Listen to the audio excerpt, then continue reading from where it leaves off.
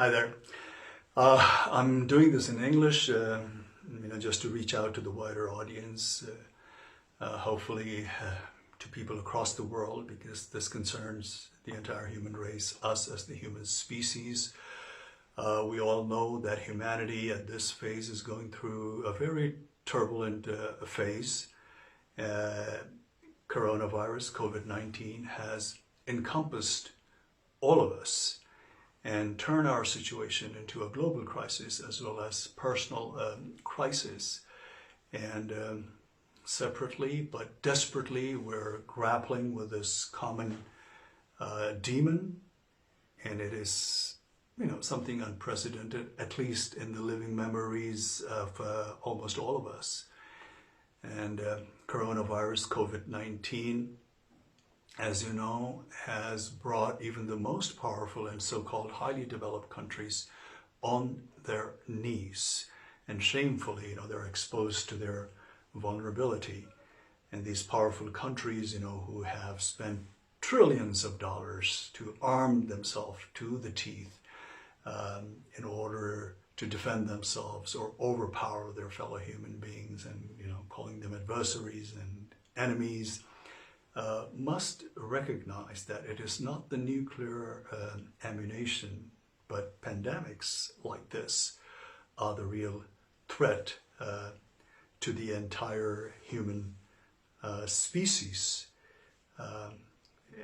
And in a situation like this, where most leaders are showing their helplessness, the weak leaders are pointing fingers at each other and engaged in blame games, which is only stoking the fire and helping to proliferate in all kind of speculations and controversies and conspiracies, and which is totally, to a person like you and me, it's totally confusing and perplexing, and to top that, even the benevolent organization, that is supposed to work for the benefit of the humanity at large, to the entire humanity universally, somehow seems to be besmirched in all kind of controversies and have failed to play out their role effectively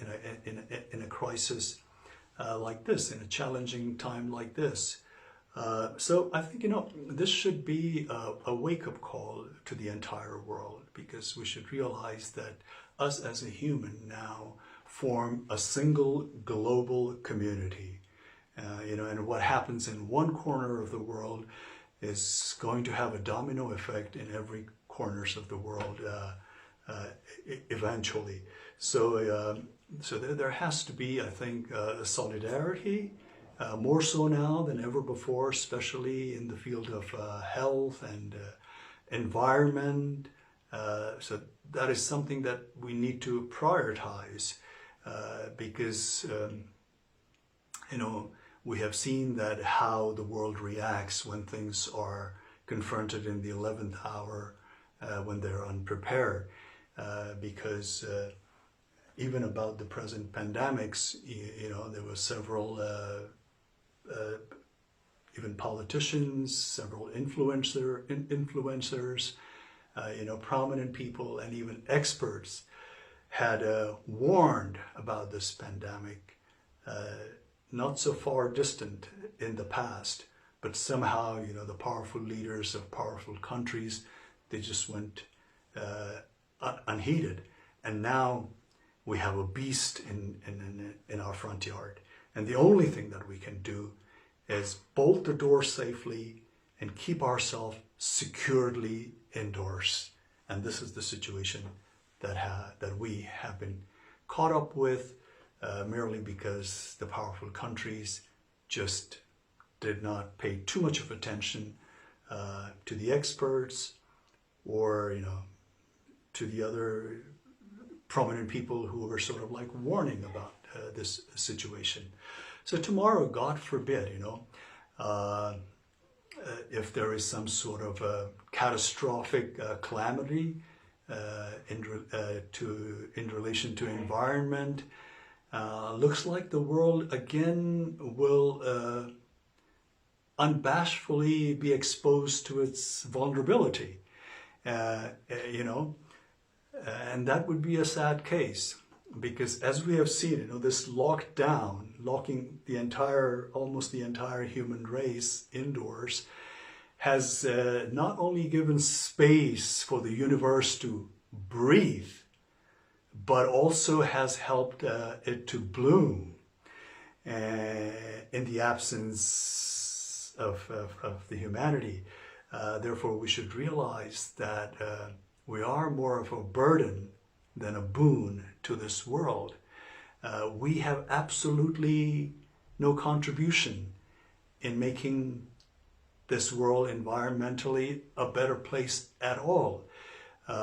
Because,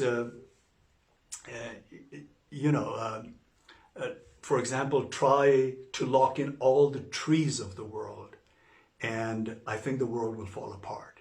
Or try locking the rest of the species, like we have locked human beings at this phase. Imagine locking up the rest of the species indoors.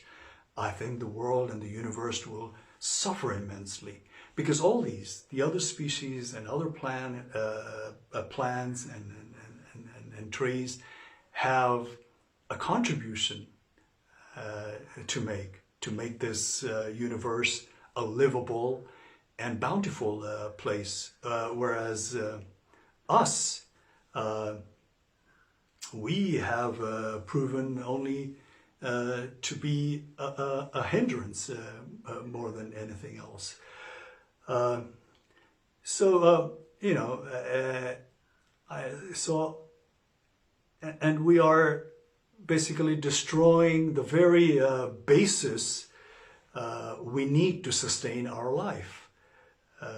Like they say, you know, there are no mistakes, there are only lessons to be learned.